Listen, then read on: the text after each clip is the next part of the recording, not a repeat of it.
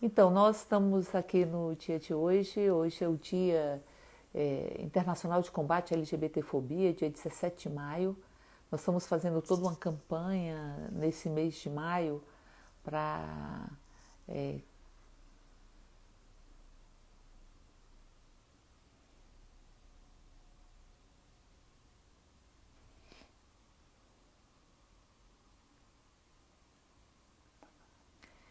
Hoje é dia 17 de maio. Hoje é o Dia Internacional de Combate à LGBTfobia. Nós caminhamos muito no Brasil. Caminhamos muito no Brasil, não através do Poder Legislativo. O Poder Legislativo ele foi invadido e tomado por uma participação muito intensa dos fundamentalistas e com a gestão de Eduardo Cunha, ele conseguiu unificar os fundamentalistas punitivistas, patrimonialistas, religiosos e trouxe para a centralidade da agenda da casa uma agenda obscurantista. E neste processo de resistência no legislativo, nós sempre contamos com vários parlamentares, mas fez muita diferença o mandato de Jean Willis. Jean Willis, que eu tive a alegria de compartilhar 3 mandatos com ele, ou 2 mandatos com ele, foi fundamental nesse processo. Fundamental. Fundamental. Teve em determinada ocasião que eu cheguei a dizer: será que você tem noção da importância do seu mandato para a construção de uma sociedade mais justa? E nós enfrentamos quando eles tomaram a Comissão de Direitos Humanos de assalto e colocaram ela refém dessa lógica obscurantista, de um projeto de poder que os fundamentalistas religiosos têm, de romper a laicidade do Estado, todos os dias ameaçadas. Eu cheguei a ver na Câmara, assistir em determinado momento uma sessão, era uma sessão deliberativa com ordem do dia, que eles adentraram com cruzes, adentraram exigindo respeito e utilizaram aquele momento para fazer inclusive orações, rompendo de uma forma muito nítida a laicidade do Estado. E adentraram carregando fotos montadas como se fossem da parada LGBT, mas em verdade não eram da parada LGBT de São Paulo, para dizer que era preciso, e eles estavam exigindo respeito. Então foi uma procissão que se fez dentro do próprio parlamento. Então esse projeto fundamentalista, projeto de poder, ele pressupõe o rompimento da laicidade do Estado e a hierarquização dos seres humanos. Seres humanos que podem amar e outros não têm o direito de amar. Seres humanos que têm acesso ao seu próprio corpo e podem fazer do seu corpo o seu estar no mundo, e outros seres humanos que têm seu corpo servindo como objeto de tantas agressões, que deixam tantas marcas, não é? Tantas feridas na pele e na alma. Então, portanto, nós estamos vivenciando um momento em que esse obscurantismo ele destampa e invade as nossas vidas, ameaça a verdade e a nossa dignidade. Hoje nós vamos conversar com o Jean Willis. E Jean Willis é... Ô Jean, Oi, Érica. que bom lhe ver. Que bom. Tá bonita, como sempre. Você que tá lindo. Muito bom lhe ver, faz tempo que eu não lhe vejo. E Muito tempo. aí? Oi. A gente disse que tá bem para que as coisas fiquem bem, né? Mas na verdade as coisas não estão bem. Globalmente não está bem, as coisas não estão bem por causa da Covid-19. E as coisas não estão bem no nosso país, nem no país onde eu estou, por causa de governantes estúpidos que não sabem conduzir essa pandemia, né? Mas a gente disse que tá bem para ver se fica bem. Tô feliz de lhe É. ver de verdade, assim, Érica. Que saudade de você. Que saudade de dar um abraço e cheirar você, sentir seu cheiro. Porque até hoje eu sou assim. Então, é uma alegria muito grande te ver. E eu estava aqui conversando antes de você entrar, que eu lembro, logo que você assumiu, dos seminários, né? Que sempre eram realizados seminários, que era espaço de discussão, de reflexão, que eram sempre realizados nessa época, no mês de maio. E quando a gente teve a Comissão de Direitos Humanos sequestrada, a gente trabalhou muito para que ele pudesse se realizar por em outros espaços, para que ele pudesse ter continuidade.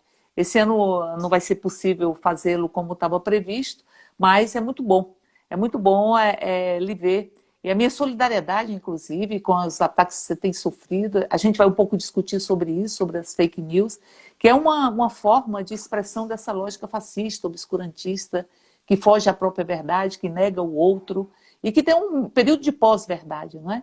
E eu sei, assim, eu também sofro muitos ataques, mas você foi sempre muito alvo de ataques que não resistiam a um minuto de lógica, a um minuto, um fiapo de luz de verdade. E que você sempre reagiu e reagiu com muita dignidade. Então, começo com a minha solidariedade a esses recentes ataques, que eles vão mudando as trincheiras e vão inventando novas formas de tentar, enfim, macular reputações, mas não consegue no que diz respeito a você. Porque eu lembro de algumas coisas. Primeiro, quando Eduardo Cunha foi eleito. E aí, eu conversando com você no cafezinho, você dizia assim foi muito preciso, né? Numa previsão muito exata, que se confirmou, infelizmente, depois. Você dizia o seguinte: começou um grande período de trevas. E eu achei um pouco assim, será que, assim, tudo bem, o Eduardo Cunha são trevas, sem nenhuma dúvida, né? Mas será que tem essa dimensão? E tinha essa dimensão. Porque foi aí que ele unificou os fundamentalismos e trouxe a centralidade da agenda obscurantista. E, ao mesmo tempo, trabalhou de forma muito intensa para se salvar e, não conseguindo se salvar, para destampar um golpe que o Brasil vivencia até hoje, que é um golpe reverberado. Mas me conte, como é que você está, como é que você analisa? Eu vi o seu artigo no Congresso em Foco sobre essa questão da fake news. Como é que você está vivenciando esse momento e como está nessa vida diferente, né? Uma nova vida com as mesmas bandeiras, mas está com uma cara muito boa. Ah, obrigado. Obrigado. Primeiro eu quero falar para as pessoas, explicar para as pessoas que você desativou os comentários por causa dos ataques, né? As lives, elas são espaços de participação e diálogo, mas elas também, quando elas acontecem, abrem espaços para ataques de perfis robôs e de perfis que não são robôs, mas de perfis fascistas que atacam a live. Então, só para explicar isso para as pessoas podem fazer as perguntas para você, porque você é anfitriã, você está me recebendo, as pessoas podem fazer as perguntas para você na interrogação que tem do lado e você pode fazer as perguntas caso as pessoas queiram. Hoje é o Dia Nacional e Internacional de Combate à LGBTfobia, né? Que eu vou chamar doravante aqui nessa live de homofobia. Não estou aqui menosprezando as especificidades de cada segmento que constitui essa sopa de letra LGBTQ+. Não estou menosprezando, é só para facilitar a nossa comunicação. Eu vou tratar todas essas expressões de aversão, de ódio, de homofobia, né? Hoje é o Dia Internacional de Combate à LGBTfobia, à homofobia. Essa foi uma conquista nossa, porque a OMS retirou há 30 anos a homossexualidade do seu catálogo de doenças, né, do índice de doenças, de distúrbios psíquicos, psiquiátricos. Essa foi uma conquista muito grande e essa foi uma conquista do movimento LGBT junto com a ciência. E eu acho importante a gente dizer, né, que a ciência foi fundamental para desfazer uma série de mentiras ditas por autoridades políticas e autoridades religiosas. Uma dessas mentiras era a ideia de que nós, homossexuais e lésbicas, gays, pessoas bissexuais, travestis e transgêneras, somos doentes, né? De que a nossa forma de amar é fruto de uma doença. Então, a ciência, ela é um campo permanentemente em disputa e ela é um campo que se revê. Então, dentro da própria ciência foram feitos vários estudos com outras espécies animais, que não as espécies humanas, em que esse comportamento, que depois passou a ser chamado de homossexualidade, também foi observado, né? E com base nessa observação de que outras espécies praticam isso que nós humanos chamamos de homossexualidade, e nem sempre chamamos de homossexualidade, nem sempre teve esse nome, já teve outros nomes, né? Sodomita, por exemplo, que é um nome horrível, que a igreja usa para se relacionar, para se referir a gente, enfim. Isso que a gente chama de homossexualidade existe em outras espécies. E essa confirmação foi muito importante, como foi importante também entender que a orientação sexual é algo que nasce numa relação, num diálogo profundo entre um corpo, uma base material, hormonal, enfim, e uma relação cultural, ou seja, a orientação é um sentimento de si que todos nós temos, uma pessoa hétero tem, uma pessoa homossexual tem. Então, hoje é um dia importante dessa luta, da gente lembrar isso. E é bom lembrar o valor da ciência, dos estudos científicos, o valor da realidade em si, porque a gente está vivendo, não só no Brasil, mas em outras partes, um ataque à ciência, um ataque à realidade construída pela ciência, com a negação não só das mudanças climáticas, mas uma negação, por exemplo, da Covid-19. A Covid-19 tem vários negacionistas, inclusive no Brasil, o governo federal é negacionista.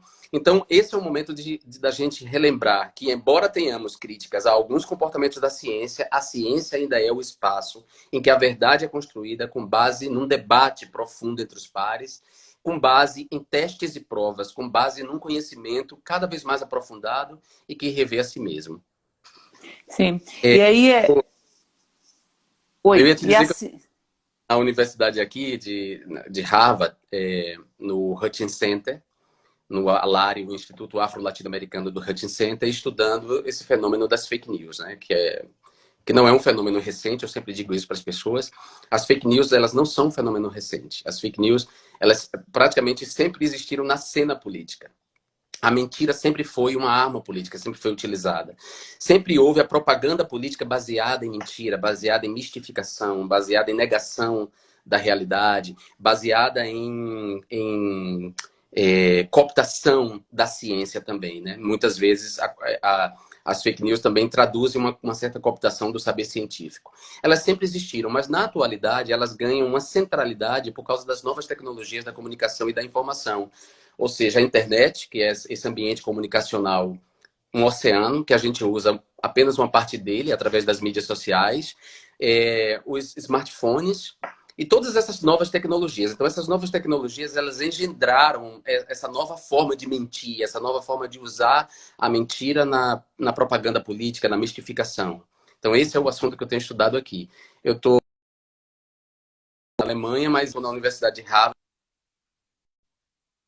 a convite da universidade para desenvolver essa pesquisa aqui.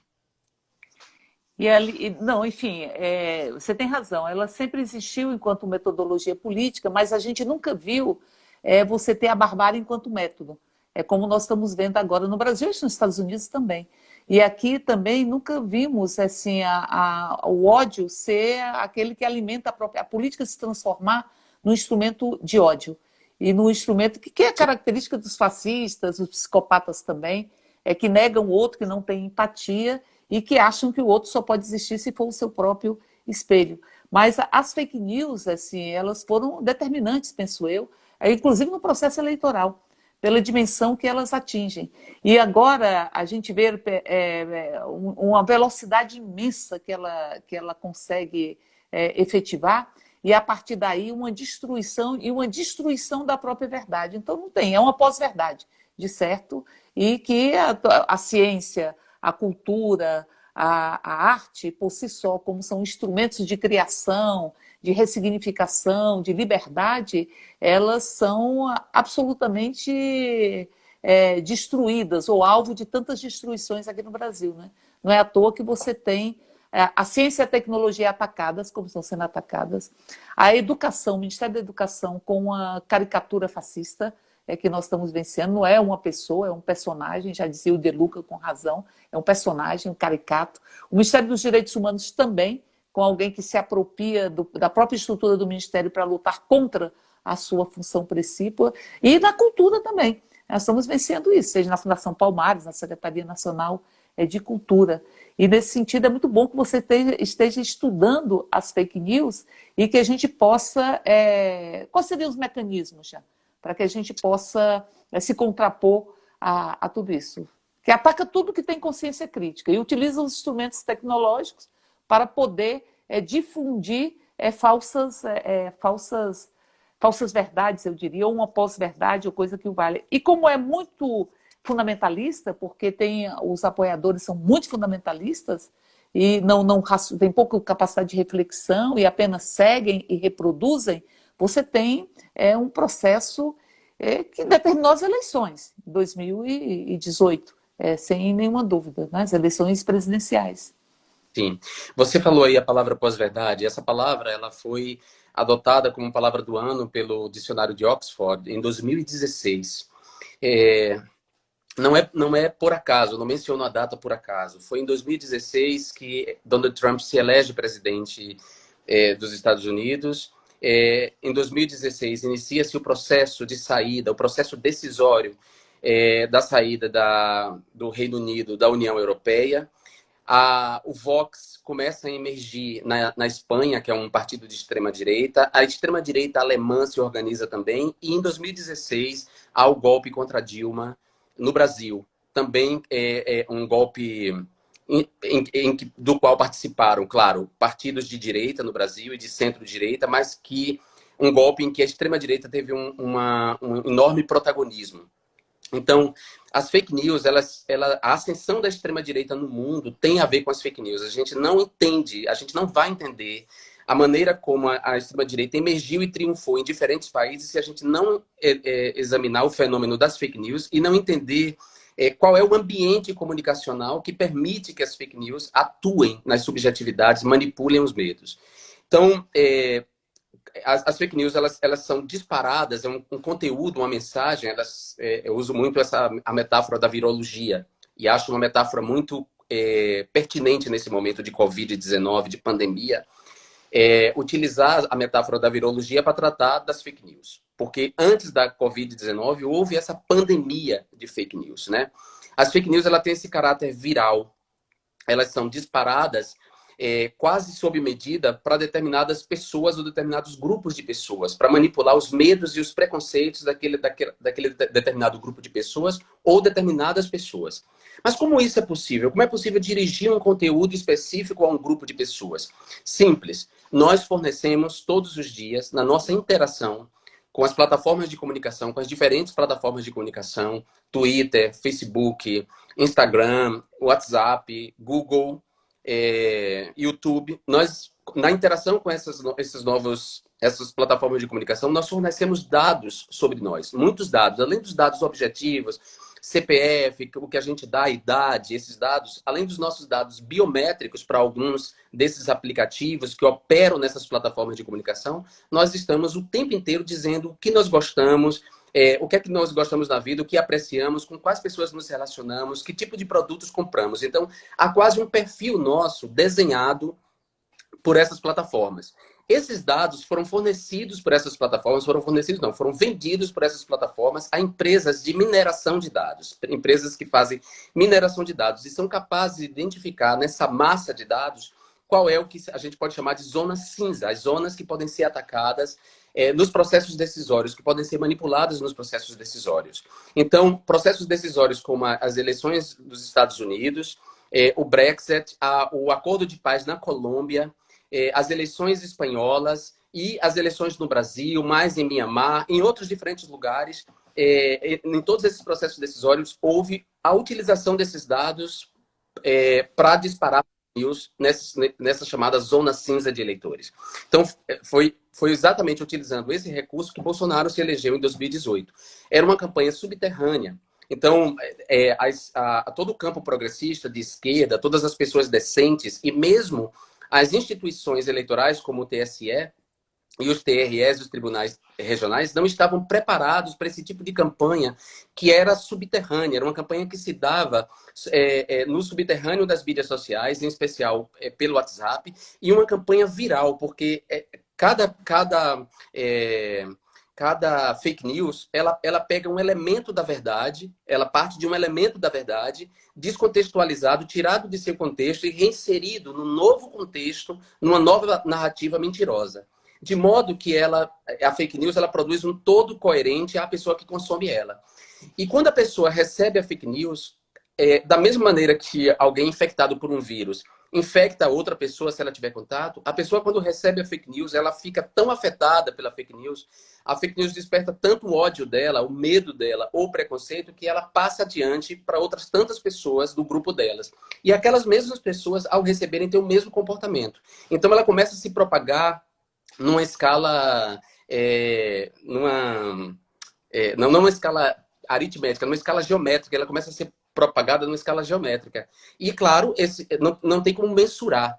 Então, e, sobretudo, assim, no caso das eleições do Brasil, o volume maior de fake news e disparo de fake news aconteceu nas últimas semanas do primeiro turno e depois, durante todo o segundo turno. Então, foi uma surpresa para todo mundo que estava acostumado a um processo decisório baseado numa comunicação do século XX, que é a comunicação de massa. A comunicação de massa é uma comunicação do século XX.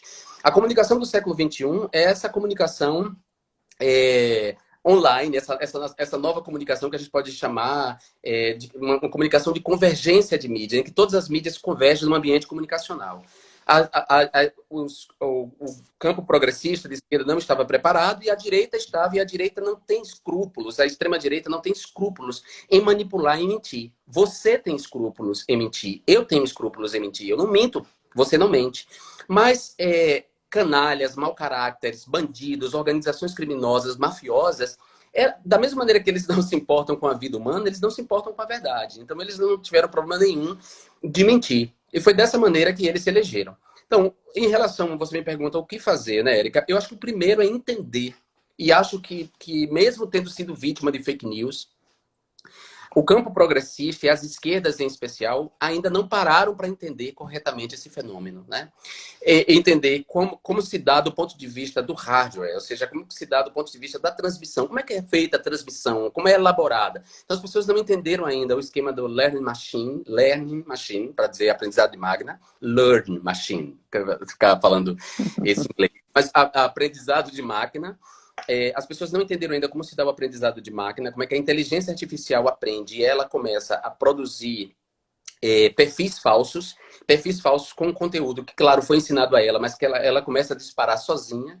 Como se dá o esquema de vigilância dos bots, como é que os bots vigiam determinados perfis e atacam determinados perfis sob o comando de pessoas reais, né, com esse processo, e, sobretudo, como se dá o financiamento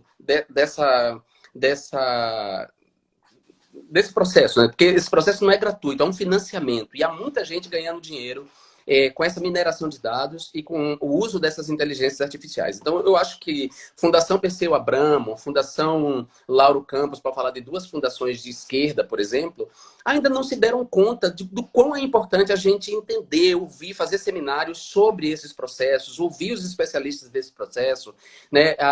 Tem um rapaz aí da Universidade de Brasília, o Diego Aguilera, tem o David Nemer aqui nos Estados Unidos, Manuela W, outras tantas pessoas. Tem um outro na Espanha que trabalha, que é o maior especialista europeu em desinformação. Ou seja, é preciso ouvir essas pessoas.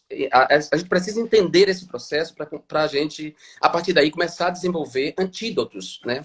Antídotos que não só são antídotos comunicacionais, mas antídotos também do ponto de vista jurídico, ou seja, como é que as instituições jurídicas e o próprio direito se transforma, se modifica e evolui para dar conta dos processos comunicacionais da contemporaneidade, né? E da velocidade desses processos. Ou seja, a própria malha legislativa tem que mudar e as instituições analógicas que encarnam a justiça precisam entender como funciona esse processo para agir contra eles, né? Para criar cinturões e proteções contra eles. E isso ainda não há.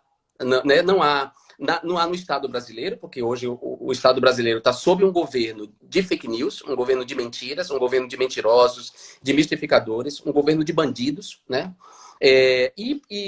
Então o Estado não tem interesse em fazer isso e a oposição ela está de certa forma encurralada nesse momento. Mas é preciso que a gente entenda para a gente pensar essas soluções, as soluções que não sejam não só em termos de comunicação, ou seja, em termos de segurança digital, de comunicação, né? Como é que a gente vai fazer um curso de segurança digital para que as pessoas assegurem que seus celulares e perfis não vão ceder seus dados com facilidade e não estarão abertos à infecção de perfis robôs, né? Ser infectados por perfis robôs. Então, esse nível de segurança digital. Depois, o nível de comunicação, ou seja, como é que a gente formula mensagens de comunicação que sirvam como vacina, que sirvam como antítese. Como é que a gente pode vacinar os sistemas de comunicação contra o ataque desses vírus de consciência que são as fake news, né? Entender esses processos. Há uma tecnologia que no Brasil é utilizado por um rapaz chamado Bruno Sartori, que ele tem feito um enorme serviço eu diria, a sociedade brasileira, porque ele tem utilizado a técnica de deepfake como humor, como instrumento de humor, para expor o ridículo político no Brasil. E isso é muito bom, porque ao fazer isso, ele está expondo a tecnologia, o tipo de manipulação que a tecnologia faz, só que usando não para mentir, né, mas usando para fim de humor. E isso acaba educando as pessoas, porque essa tecnologia, ficou conhecida como deep fake, ela vai ser utilizada nas próximas eleições, que é a manipulação de vídeos, né? E às vezes manipulação de vídeo quase em tempo real. A inteligência artificial capta elementos do rosto, pontos do rosto, do seu rosto, por exemplo, e depois alguém grava com esses pontos um outro discurso que não é o seu. Mas para muita gente que frequenta o ambiente comunicacional, fica fácil identificar que se trata de um vídeo mentiroso. Mas para muita gente, para a grande maioria dos brasileiros que caiu, por exemplo, na mamadeira de piroca, nessa fake news, para essas pessoas vai ser muito fácil acreditar nessa nova mentira que vem aí, nessa nova técnica de mentir.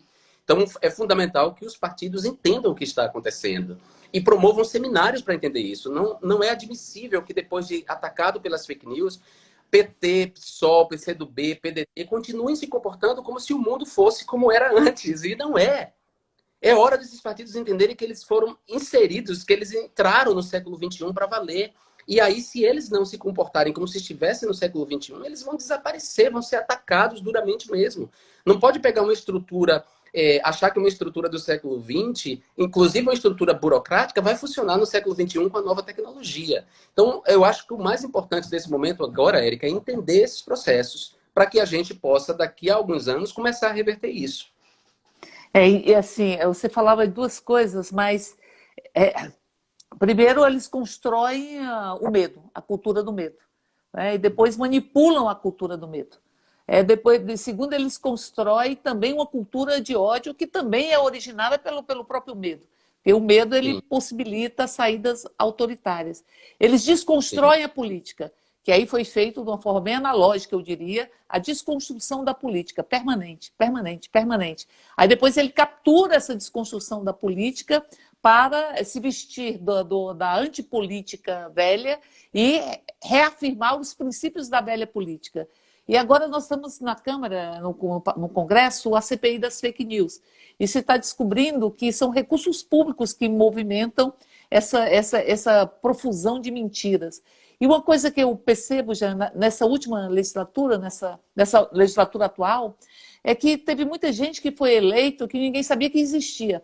Ninguém sabia que sim. existia. Então, pessoas que não estavam nos debates, não tinham vida política, ou qualquer que sejam as propostas que defendessem, mas não tinham vida política concreta, real, relação com as pessoas, com a população, enfim, e que simplesmente surgiram. E surgiram nessa esteira das redes sociais e com um discurso de ódio que não sustenta o mandato. Né? Não sustenta. Né? Então, assim, não sustenta o mandato, mas provoca muitos males para a sociedade. A sociedade fica muito machucada com essa onda de ódio. Então, portanto, eu acho que você tem razão. Então, conhecer o processo para ver como é que a gente constrói os mecanismos. E, ao mesmo tempo, isso também acontece, penso eu, não sei o que você acha, porque nós temos uma sociedade que tem pouca vida política também, não é? Porque o ataque, as fake news, elas vêm junto com o ataque à ciência, com o ataque à cultura, com o ataque à educação, ou seja, com a destruição dos instrumentos que possibilitam uma consciência crítica maior, para inclusive haver um discernimento. E um outro que eu acho, então, queria que você comentasse sobre isso, é o poder do fundamentalismo religioso também. O fundamentalismo Sim. religioso, muitas vezes os fake news, eles não saem pelas redes sociais, né? As notícias falsas, elas vêm sendo proferidas, não é? Com as teologias das prosperidades, com não reflita, não pense, me siga, que eu te levo para o paraíso. Ou seja, se aproveitam dos vazios construídos por eles mesmos na ausência de consciência crítica. Por isso o ataque tão grande à ciência e à tecnologia, que eles se utilizam de forma, eu diria, criminosa, essa tecnologia, mas o ataque ao desenvolvimento da ciência, da tecnologia, enfim, da socialização desses instrumentos, da cultura e da arte também. É o que nós estamos vivenciando no Brasil. E aí eu queria um pouco que... As pessoas estão comentando muito, algumas estão dizendo que estão emocionadas de viver, isso é muito bom. E dizer que eu também me sinto muito bem em viver e conversar com você. E aí, e dizendo que... Como é que faz nesse quadro com relação a isso? Porque nós estamos vendo um governo que é genocida mesmo. É literalmente Sim, genocida. Mas é genocida sim, também das ideias, genocida do afeto, genocida da consciência crítica, enfim, tem um genocídio simbólico também. Então, assim, sim. nesse quadro, como é que você avalia isso e o que você acha que, por onde a gente segue, né? Alguns estão dizendo também o seguinte, é preciso unificar a esquerda, é preciso unificar a esquerda. Alguns comentários nesse sentido, né? Mas comentários com muita alegria e muita saudação a você. Massa, Érica. Vamos começar por aí, então. Olha, para mim, essa exortação de vamos unificar a esquerda, para mim, ela não é para mim que ela tem que ser dirigida, porque eu sempre fui uma pessoa com uma postura muito de ponte de união, né? A prova disso é a quantidade de projetos que eu apresentei em parceria com você, Érica Cocai, que não era do meu partido. Na verdade, você é a minha grande interlocutora no primeiro mandato, você foi a minha grande interlocutora na Câmara. Não foram os deputados do meu mandato, do meu partido, porque cada um deles tinha sua própria agenda, uma agenda da esquerda tradicional, e essa agenda da esquerda tradicional é uma agenda que exclui a agenda que para mim era a agenda do século XXI, que para você também era a agenda do século XXI, que é essa agenda interseccional. A gente está preocupado, tanto eu quanto você, estávamos preocupados com justiça social, mas estávamos preocupados também com liberdades individuais e com crise ambiental. Então, a gente já tinha esse diálogo na Câmara. Eu já tinha um excelente diálogo com as mulheres do PCdoB, todas elas. Com a Jo Moraes, com a Perpétua Almeida, com a Manuela Dávila, com Jandira Fegali, com a Alice Portugal, toda a bancada feminina do PCdoB, do Partido Comunista do Brasil. Eu tinha um excelente diálogo. Eu sempre tive uma postura, você sabe disso, o quanto os deputados todos da esquerda gostavam de mim e o quanto eu paguei um preço dentro do meu próprio partido por essa postura sempre de diálogo, né, e de abertura. Portanto, eu concordo com as pessoas, faz-se urgente uma união das esquerdas, faz-se urgente um campo de diálogo, mas um campo de diálogo mesmo, não preocupado com os projetos individuais ou partidários de poder, com as ambições pessoais ou as ambições partidárias, mas um diálogo preocupado com o Brasil, com o povo brasileiro de verdade. E aqui eu estou falando sem nenhum populismo, não. Eu acho que é possível, sim, que os partidos de esquerda travem um diálogo pensando no Brasil, no futuro da democracia e no futuro das pessoas. E, para isso, figuras importantes da esquerda, respeitáveis, como Ciro Gomes, eu tenho muito respeito por Ciro, eu gosto do Ciro, né? Eu gosto do Ciro, mas o fato de gostar do Ciro não vai me impedir de tecer essa crítica para ele. Ou seja, figuras como ele têm que conter a sua verborragia, têm que conter a sua disposição de criar cisânia. Tem que deixar de lado a sua vaidade pessoal nesse momento. É fundamental. Assim, hoje eu acho que não, o diálogo na esquerda não acontece muito em função de Ciro Gomes e do PDT, de certa forma. Não de todo o PDT, mas em função dele, do antipetismo dele, do ressentimento pessoal que ele tem em relação a Lula, né? Ele tem um problema pessoal com Lula que é quase psicanalítico, que eu acho que ele deveria tratar em outro ambiente que não fosse no ambiente político. É necessário que o PT, o Partido dos Trabalhadores, embora seja o maior partido de esquerda da América Latina, também abra mão do hegemonismo, né? Quer dizer, não é hora do PT protagonizar. O PT tem que participar, ou seja, não há enfrentamento ao fascismo, não há, como dizer, conciliação entre as esquerdas sem o PT. O PT é fundamental que o PT participe, o PT é peça-chave. Não vamos enfrentar o fascismo e retomar a democracia sem o PT. Mas isso não quer dizer que o candidato proposto tenha que ser do PT. Então, é hora dos partidos terem um pouco mais de responsabilidade com o povo brasileiro, com a nação, com o Estado-nação, ter um pouco de mais de responsabilidade com a democracia, com o futuro da democracia e, portanto, uma responsabilidade com o próprio mundo, não é só com o Brasil. Eu vejo que tem pessoas nos partidos de esquerda, e aí inclui o próprio partido que eu ainda sou filiado, que é o PSOL, pessoas preocupadas com a disputa do aparato partidário. Nesse momento, com 16 mil mortos e com a perspectiva de muito mais mortos ainda, as pessoas estão de fato preocupadas com as disputas internas do partido. As pessoas estão de fato colocando candidaturas pré-candidaturas a prefeito para minar candidaturas de candidatos que têm muito mais chances no processo eleitoral? Onde é que as pessoas estão? Em que mundo elas estão mesmo para ficar preocupadas com essas coisas pequenas? Então, eu sou, de fato, a favor de um diálogo mesmo. Eu acho que esse diálogo tem que ser construído, mas ele não pode prescindir do PT. Ele tem que contar com pessoas generosas. E aí vocês, mulheres, Érica, têm que conduzir esse processo. Sabe, eu acho que tem que ter um protagonismo mais de vocês, das mulheres do PSOL, das mulheres do PT, das mulheres do PCdoB. É o momento da gente ouvir as feministas. Quer dizer, o feminismo nunca teve tanta razão e precisa ser ouvido quanto agora. Então, talvez sejam vocês, a Gleice Hoffmann, a Luciana Boatê, a Luísa Erundina, as mulheres devem tomar a frente e conduzir esse processo e abrir esse diálogo. Se os homens não querem fazer isso, se os homens estão preocupados em botar o pau na mesa e medir o tamanho do seu pau, se eles vão ficar nessa medição de falo, vocês, mulheres, tomem a cena. Tomem a cena nesse diálogo. A Dilma, você, a Manuela, a Benedita, a Jandira Fegali, a Luciana Boatê, a Tatiana Roque, a Mônica Francisco, Talíria Petroni. Por favor, estabeleçam um diálogo dentro da bancada feminina e dentro desse âmbito. As mulheres precisam conduzir esse processo.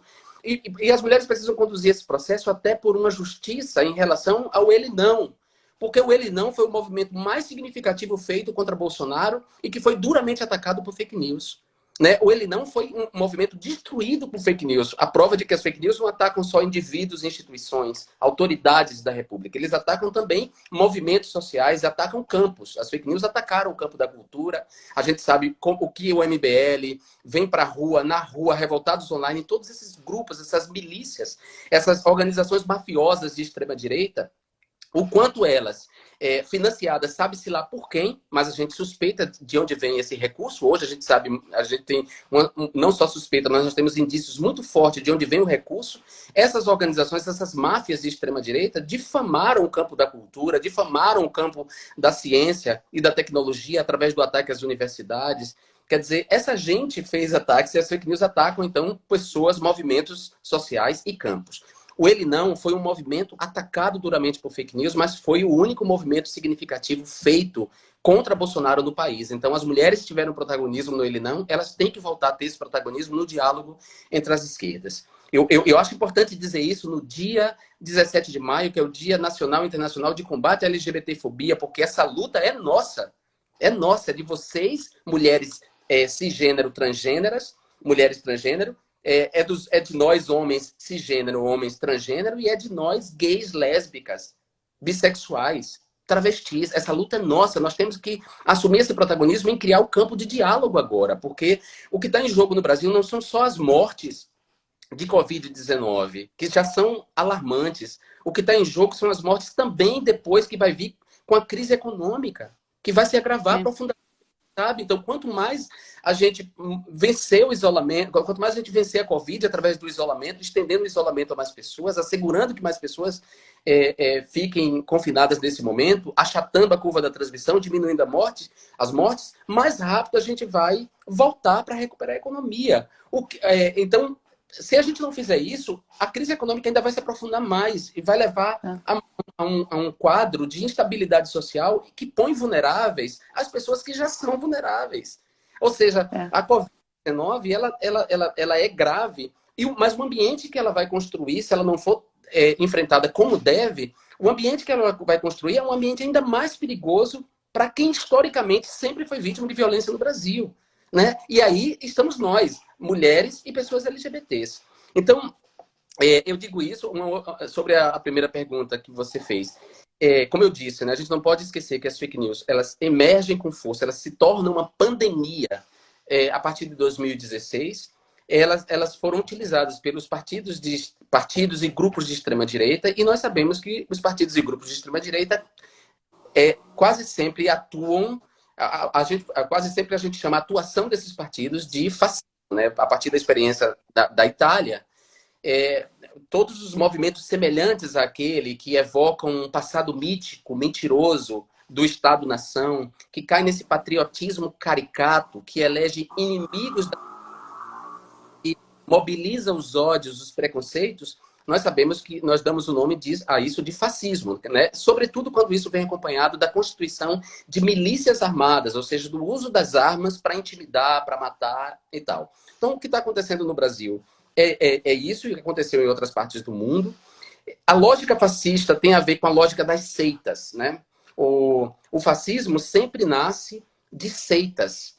Nas seitas, o elemento dogmático é importante. Você não questiona o dogma, né? O dogma é tido como uma verdade absoluta e você não questiona. Então, por isso que o fascismo é contrário à ciência, porque a ciência questiona os dogmas. A ciência questiona as verdades religiosas para apresentar a realidade.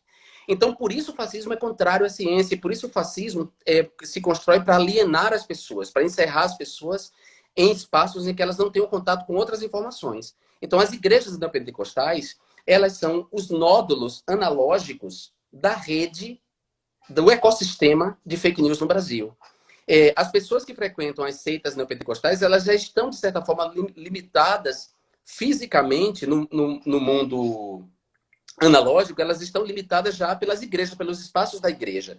E depois elas são limitadas pelas bolhas virtuais construídas nas mídias sociais, pelas mídias sociais. Então é um duplo confinamento. Um confinamento analógico, que se dá nas igrejas, onde elas são manipuladas por pastores, por picaretas, charlatães, mistificadores, mentirosos, e depois elas são manipuladas nas bolhas algorítmicas, né? Nos espaços virtuais construídos por essa mineração de dados. Então, perceba, fica quase intransponível, essa bolha fica quase intransponível, fica difícil a gente levar a verdade para elas. E elas quase sempre acreditam de uma maneira dogmática nas mentiras que lhes são contadas. E as mentiras, como eu disse no início, elas não são, elas formam um todo coerente no olhar dessas pessoas, sabe? Com isso eu quero dizer que os bolsonaristas e todos esses evangélicos neopentecostais que constituem esse ecossistema bolsonarista, eles não enxergam o mundo como a gente enxerga, porque a percepção deles foi alterada por um vírus de consciência, por vírus de consciência que são as fake news, né? Vírus que vão mudando a percepção de mundo, manipulando o ódio, o medo deles. Nessa manipulação do ódio e do medo, a homofobia teve uma centralidade, você sabe disso. Você comentou a frase que eu lhe disse no cafezinho da Câmara sobre Eduardo Cunha, mas eu lhe disse aquilo baseado na profunda experiência que eu já estava, naquele momento, tendo com essas forças políticas fascistas de extrema-direita. Eu já era o alvo delas. Eu já estava praticamente sozinho enfrentando elas e enfrentando a estratégia delas de destruição de reputação. Eu sabia que Eduardo Cunha era o que amalgamava, né? Ele era o catalisador das forças políticas que ficou conhecida pela imprensa, pelo jornalismo de referência, como o baixo clero da Câmara.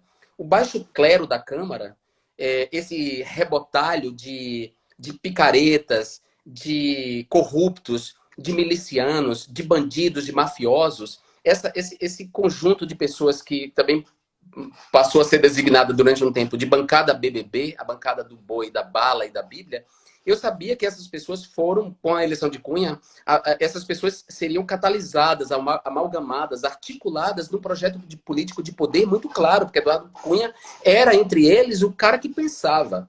E uma vez que sendo ele o cara que pensava, ele era capaz dessa articulação. Então, Cunha não só articula essas forças políticas, que de certa forma não estavam tão articuladas antes da emergência, não estavam articuladas, ele articula, ele perpetra o golpe junto com essas forças, porque o Cunha é a ponte entre a direita tradicional, que tem um óleo de peroba, que tem um verniz na cara, né? Tipo Aécio Neves, tipo esse Paulo Marinho, esse empresário que fez denúncias sérias agora, hoje, a Mônica Bergamo, contra Bolsonaro. Ou seja, tem essa direita com óleo de peroba na cara, na sua cara de pau. Quem fez a articulação entre essa direita e as forças criminosas, os grupos criminosos, as máfias, as milícias, os representantes dessas forças, das igrejas neopentecostais. Então, ele é mal de 2016. E essas forças que dão o golpe em 2016, elas voltam a se articular, elas se mantêm articuladas e elas permanecem em funcionamento com vistas em 2018, ou seja, em eleger alguém em 2018.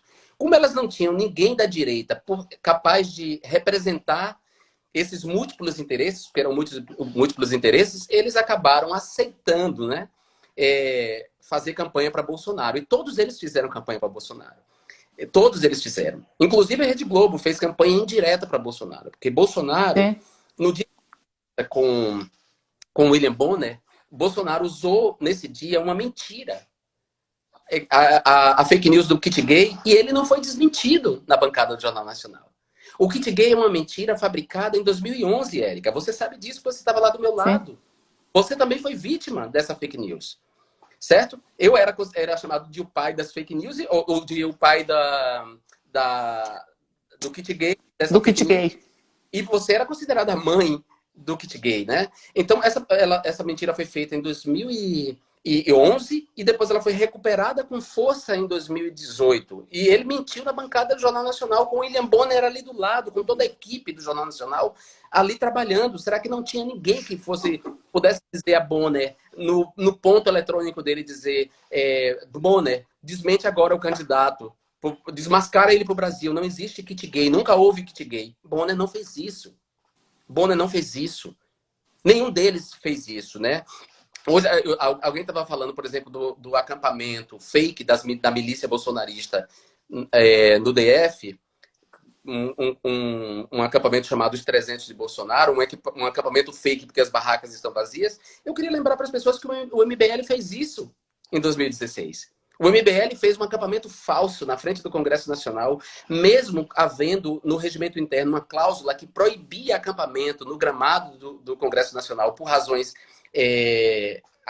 arquitetônicas e de patrimônio histórico e cultural. Mesmo havendo isso no regimento interno, Eduardo Cunha simplesmente passou por cima do regimento interno e autorizou o MBL a fazer um acampamento falso, de barracas falsas igualmente, e de dentro desse acampamento do MBL foram feitos disparos contra a Marcha das Mulheres Negras na exploração de minérios.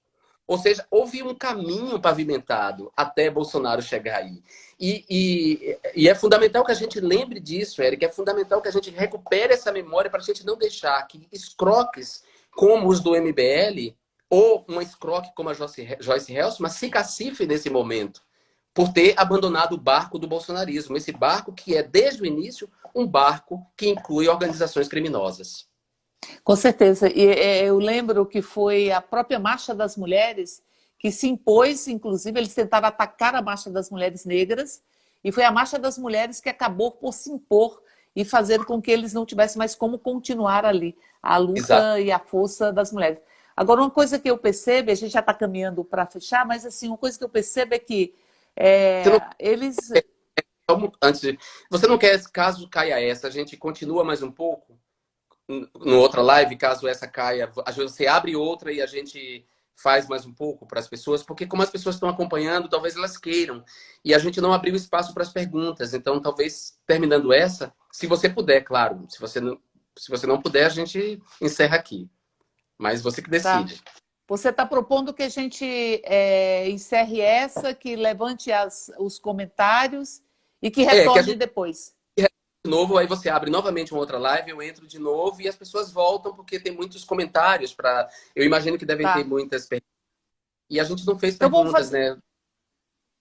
Vamos fazer isso, vamos fazer o seguinte, a gente vai encerra essa e eu pego os comentários que foram colocados e a gente retorna daqui a 5 minutos. Eu acho ou menos. Sequência mesmo, porque para as pessoas não saírem, porque eu vejo que elas estão participando e seria bacana que elas... Ou que a gente estenda essa conversa. Gente encerra e começa em seguida. Tá. Faltam quantos minutos? Faltam quantos minutos? Você sabe? Falta... Não, a gente pode continuar. Vamos continuar, então. Não, é isso, a gente continua. Quando falta 1 minuto, mais ou menos, você me fala para a gente encerrar essa e abrir começar outra. Não, vamos continuar com essa, até mais tempo. Pode até ser? cair. Até cair, claro, pode. Tá. Então, vamos lá. Então, assim, o que eu percebo também, Jean, é que havia um ataque antes do golpe, eles buscavam fazer com que o legislativo tivesse uma série de atribuições do executivo. Essa foi a PEC para homologar terras indígenas a partir do legislativo, a discussão que eles faziam do ativismo judicial, que era preciso, então, trazer uma agenda em contraposição aos avanços, particularmente da luta LGBT, LGBTI+, enfim, no Supremo Tribunal. Então, assim, eles centravam no legislativo com essa articulação que você foi muito feliz ao dizer. Articulou os diversos fundamentalismos da bancada BBB, mas também articulou, fez a ponte entre o que seria o baixo clero e também a direita mais tradicional, que não conseguiu impor o seu candidato em 2018 e que teve, de certa forma, que aturar Bolsonaro, achando que podia pôr chip no fascismo. A Dilma falou uma coisa que eu acho que ela tem razão, que assim, não se põe chip, fascismo não aceita chip. Até porque o Bolsonaro não é controlável, porque ele precisa manter o discurso de ódio, que foi o que o elegeu e o que fez com que ele se tornasse o candidato da própria direita. Então ele vai manter esse discurso do ódio, até porque os fascistas que negam a própria ciência, como você já disse, de forma muito correta, muito perfeita, mas ele também precisa sempre de inimigos imaginários.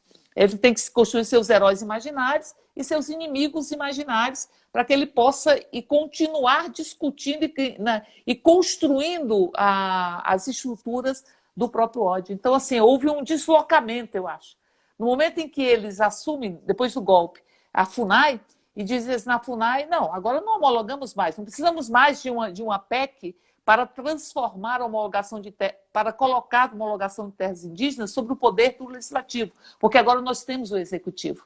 Então, eles vão desconstruir. Então, o legislativo ele perde um pouco a função, eu diria, no que diz respeito à desconstrução de direitos, porque eles exercem esse movimento através do próprio executivo. É o que nós estamos vendo no Ministério da Educação.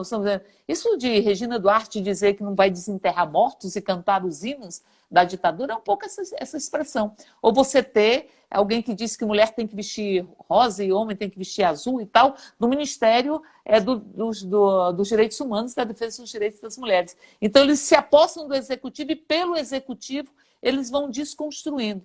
E no processo, eu queria um pouco que você comentasse sobre isso, de muito isolamento, que eles buscam nos isolar.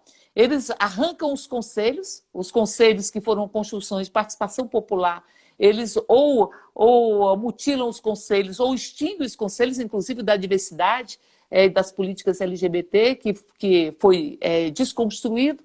Ao mesmo tempo, agora vamos perder a Procuradoria de Defesa dos Direitos do Consumidor, a procuradora Débora Duprat, que sai agora em maio, e que eles vão se apossam do Ministério Público, da Sexta Câmara, dos espaços que havia para a construção de direitos, e vão no processo de isolamento. Por isso eu penso assim, que é importante que nós possamos seguir na perspectiva de entender a função das mídias, da nova tecnologia, ao mesmo tempo aprofundar o nível de organização da própria sociedade, enfim, para que ela possa se colocar em movimento, e também as denúncias e as pressões internacionais, porque é preciso romper um isolamento que eles buscam nos impor. É óbvio que agora, com a pandemia, eles têm um pouco que abandonar o austericídio, embora não abandonem de fato, porque buscam introduzir a pauta de ajuste fiscal durante a própria pandemia e, ao mesmo tempo, o que a Câmara faz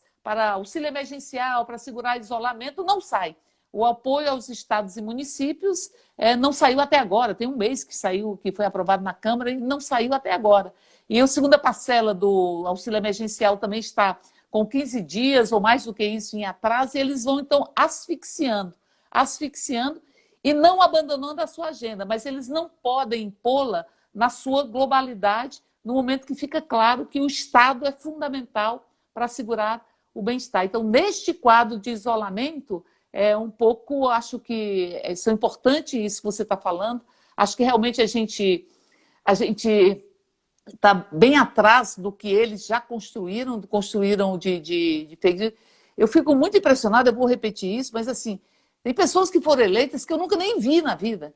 E elas tinham um trabalho nas redes sociais, tudo pautado no ódio, nos fake news. Eles inventaram o kit gay, mas também ideologia de gênero, que é uma forma de manter o preconceito e a discriminação sem dizer que estão mantendo, vai dizer que é uma luta ideológica e não uma luta, em verdade, contra os direitos da forma mais crua. E nós vamos, então, enfrentando isso. A pandemia, ela rompe um pouco esse processo, mas é preciso que a gente coloque a nossa agenda nesse período, a agenda do Estado, a agenda da nova política tributária, de taxar grandes fortunas e tal, enfim, e que a gente possa estabelecer um diálogo com a dor da população, porque a população está sofrendo muito. O Brasil acho que está de joelhos, eu acho. As pessoas de joelhos chorando por uma UTI, por um respirador. As pessoas de joelhos chorando para manter... Teve um empresário que obrigou as pessoas a ficarem de joelhos para implorar, para romper o isolamento social, para que elas possam voltar a trabalhar. E você foi muito feliz. Quanto maior o isolamento social, mais cedo você sai da crise e mais cedo você recupera a própria economia. E é preciso que o Estado hoje ele possa assegurar essas condições. Então, como é que você vê esse processo? Olha, Érica, o governo Bolsonaro, ele não só está prejudicando, digamos assim, uma conquista do parlamento, que foi a renda emergencial, né, no momento de pandemia, e com a necessidade de que mais pessoas fiquem em isolamento social, fiquem em confinamento, o Congresso Nacional aprovou a renda emergencial, ou seja, garantir R$ 600 para as famílias que mais precisam. O governo Bolsonaro não só está impedindo o pagamento desse benefício aprovado pelo parlamento, como ele está criando uma mentira, uma propaganda. Podia me dar uma propaganda pró-Bolsonaro dizendo que essa é uma iniciativa do governo Bolsonaro. Ou seja, não é uma iniciativa do governo Bolsonaro, é uma iniciativa do Congresso Nacional. O Congresso Nacional aprovou isso. Bom, é verdade, a Covid-19, ela, não só no Brasil, mas em todo o mundo, ela nasce como resultado, como eu disse, a Covid-19 ela é resultado dos fluxos de pessoas e mercadorias da globalização, né, da globalização da economia. Ela é resultado das aproximações de populações entre si, de populações humanas e outras espécies por causa das mudanças climáticas, né?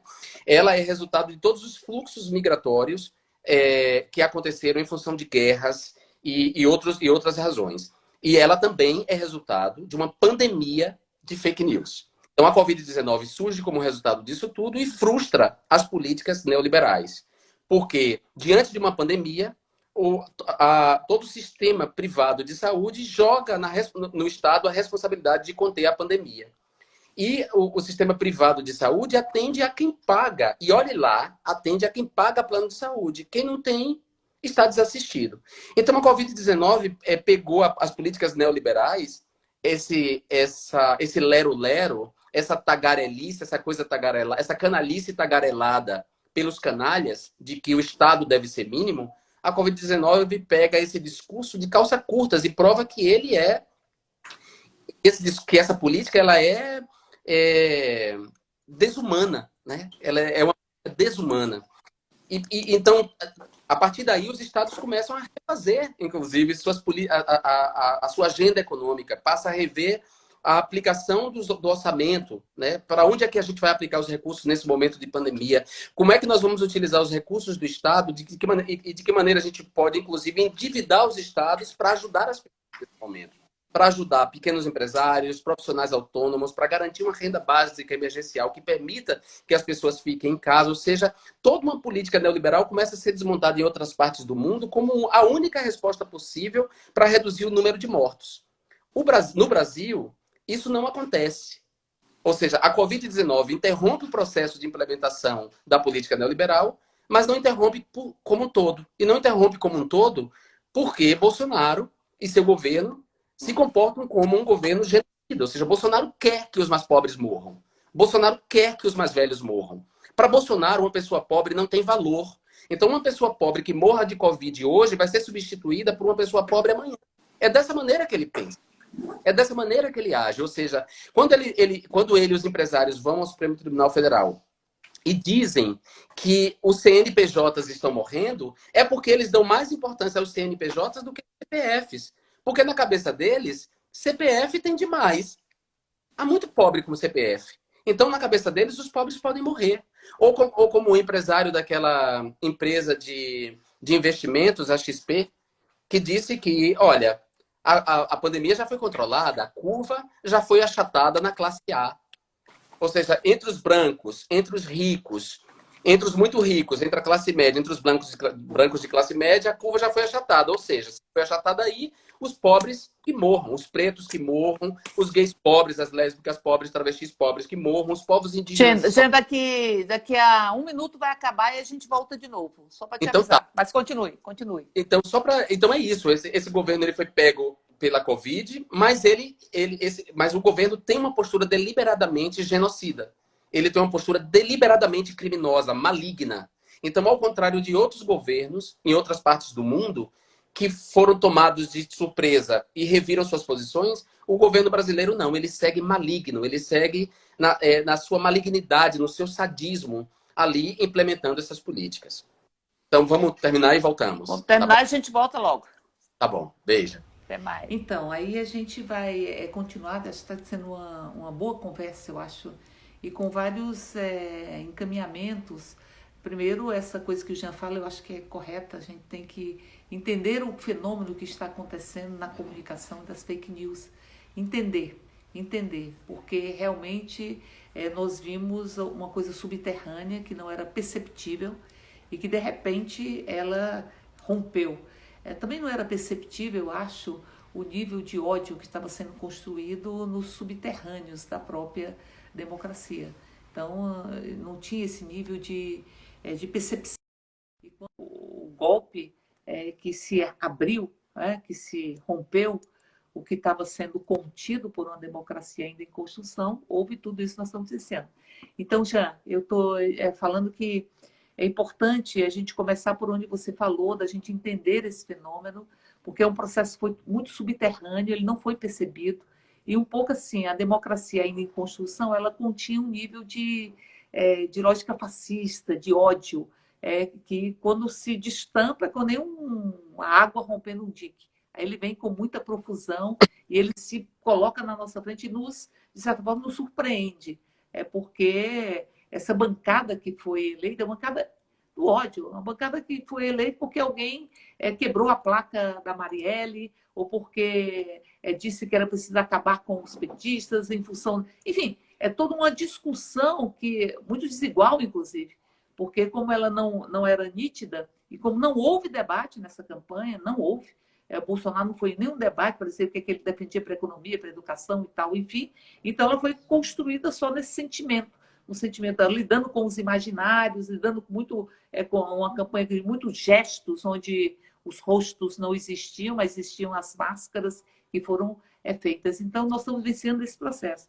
Mas apenas para te passar alguns questionamentos, assim, o Fernandes que diz, eles dizem que fake news é liberdade de expressão e quer que você um pouco comente isso da liberdade. Eles tentam dizer que tem que ter a liberdade de se expressar, como tem que ter, dizem também que tem que ter a liberdade de se armar, enfim, essa construção que eles fazem. E aí o Franklin te pergunta, é impeachment ou eleição em 2022? Eu estou apenas sintetizando algumas perguntas, mas tem várias contribuições. E as pessoas muito perguntando, muito impressionada com o nível de perigo que nós sofremos, não é? O nível de ataques que estão sendo percebidos agora, porque, como você disse, eles se davam nos subterrâneos, de forma não visível, e agora surgem já construídos, já sedimentados, enfim. E aqui muitas pessoas que perguntam, inclusive a Esté, o que pode ser feito para enfrentar tudo isso que está dado. Uma coisa você já disse, é um pouco a gente entender o que está acontecendo, se debruçar sobre isso. Marx dizia que o mundo já foi... Filósofos interpretaram o mundo, agora temos que transformá-lo. Eu acho que a gente tem que transformá-lo, mas a gente precisa de interpretá-lo, porque eles estão sobre novos paradigmas, com várias sinalizações e vários sintomas nesse sentido.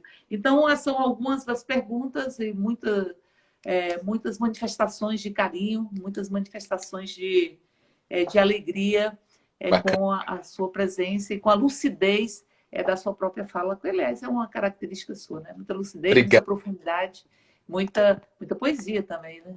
Obrigado. Então, fala sobre isso, essas coisas que aqui foram comentadas. Sabe uma coisa que eu acho curiosa? Há uma certa passatez porta-vozes, os movimentos, uma certa disfarçatez. As figuras que mais atentam contra a liberdade de expressão, as que mais atacam jornalistas, inclusive assassinando jornalistas ao longo da história, sabemos.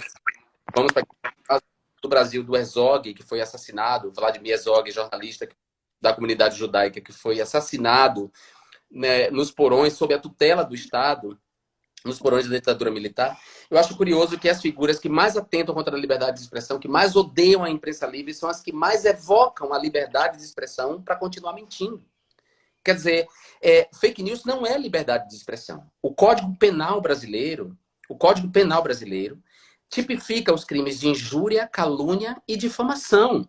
Ou seja, as pessoas são livres, mas elas são livres para dizer o que querem, mas elas estão limitadas e devem ser responsabilizadas quando, no exercício da sua liberdade de expressão, elas cometem esses 3 crimes. Os crimes de calúnia, injúria e difamação. São os crimes contra a honra. Além disso, então, primeiro a gente desmonta essa falácia aí. Né? Ninguém pode ser livre para mentir. E principalmente ninguém pode ser livre para mentir quando estão em jogo vidas humanas. E eu falo vidas no plural. Já são 16 mil mortos. Eu queria que cada pessoa pensasse num desses 16 mil mortos como um parente seu. Uma pessoa que você ama muito no lugar dessa pessoa morta. Pense nelas não como um número. Pense nelas como alguém que você ama. E aí você vai entender a gravidade de alguém disparar fake news sobre a Covid-19. A gravidade de você ver pessoas aglomerando no momento que não deve aglomerar por causa da propagação da doença. Você vai ver a gravidade de ver canalhas desfilando com um caixão durante manifestações verde e amarelo. É um desrespeito muito grande. Aí, se você pensar em cada um desses mortos como alguém que você ama, pense então, se não é a sua mãe, pense na sua filha. Se não é a sua filha, pense no seu filho. Se não é o seu filho, pense na sua avó que você tanto ama, mas pense na pessoa que você mais ama na sua família e agora coloque ela no lugar desse morto e agora encare as pessoas que estão debochando nas ruas com caixão de verde e amarelo, propagando mentiras sobre a Covid-19. O que falta, Érica, como eu disse para você, que as próprias instituições da democracia, sobretudo aí, as instituições do poder judiciário, se transformem de modo a conter esses focos, esses surtos de propagação, esses focos de infecção de fake news. Praticamente a Polícia Federal fez uma investigação nesse sentido.